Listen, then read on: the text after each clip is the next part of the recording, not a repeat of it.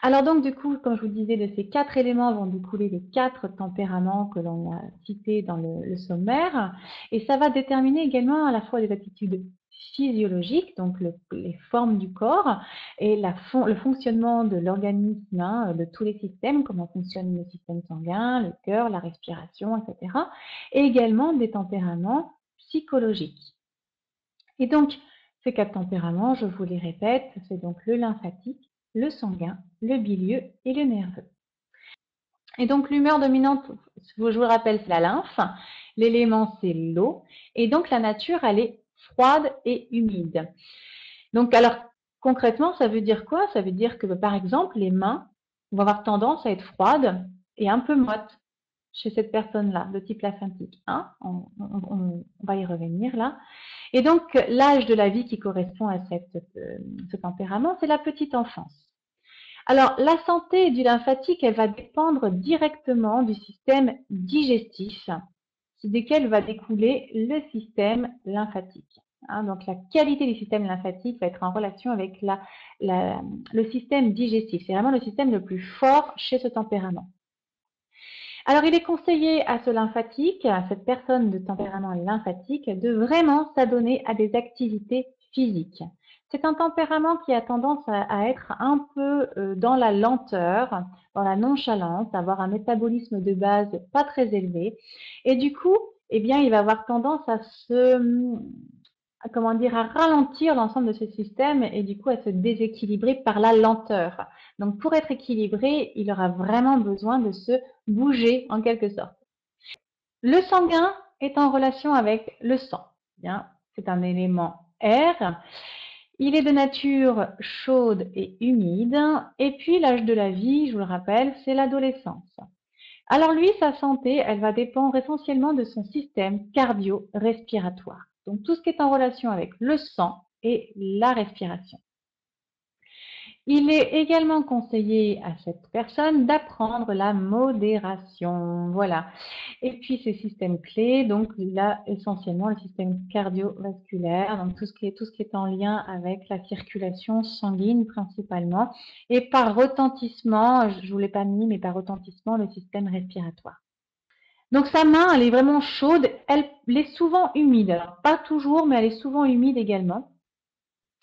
Elle est plutôt large, épaisse et elle est assez rectangulaire, hein, donc par rapport au comment dire au lymphatique. Là, c'est vraiment l'épaisseur qui va primer.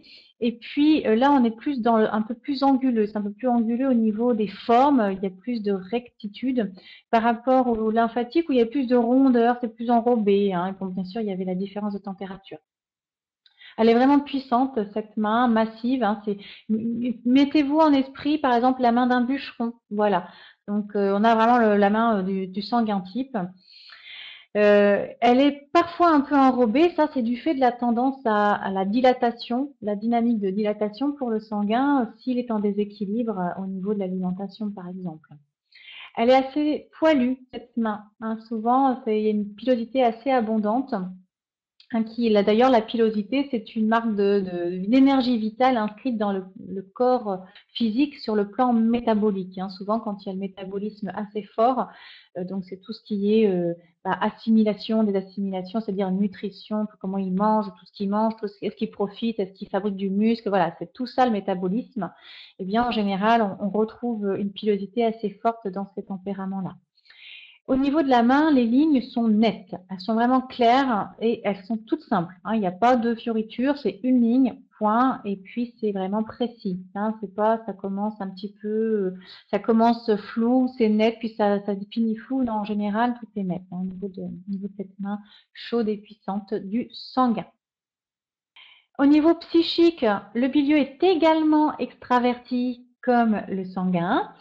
C'est un personnage qui est plutôt volontaire, il va vraiment se donner des buts dans la vie et il va déployer toutes ses forces pour pouvoir les atteindre. C'est quelqu'un qui est capable de se projeter dans l'avenir et donc de savoir à peu près les grandes étapes à suivre et qui va, lorsqu'il s'est donné un objectif, aller jusqu'au bout de cet objectif-là. Sur le plan morphologique, donc le nerveux, le tempérament nerveux, est également longiligne, hein, comme le bilieux. Il est plutôt petit, mais pas toujours, hein. En général, il est plutôt petit, mince. On a l'impression qu'il est tout tendu, en fait. Ses gestes sont plutôt assez saccadés, d'ailleurs, et dégage une sensation un peu de déficience, de fragilité. C'est quelqu'un qui est plutôt très intellectuel. Il a vraiment un grand sens critique, hein, qui est très développé. Il a également un esprit d'analyse, mais encore plus que le bilieux. Le bilieux, lui, il a une capacité de projection et d'analyse et de synthèse. C'est-à-dire qu'il peut vraiment faire la bascule entre de quoi j'ai besoin précisément et globalement comment ça va s'inscrire dans le projet. Donc, il est capable de synthétiser les choses facilement. Tandis que le nerveux, lui, il va vraiment tout décortiquer. Il a cette faculté d'aller jusqu'au bout des choses, mais vraiment de tout découper. Donc, si vous avez besoin de quelqu'un qui vous apporte de la précision, de la rigueur et de l'analyse, le tempérament nerveux, c'est vraiment une personne idéale.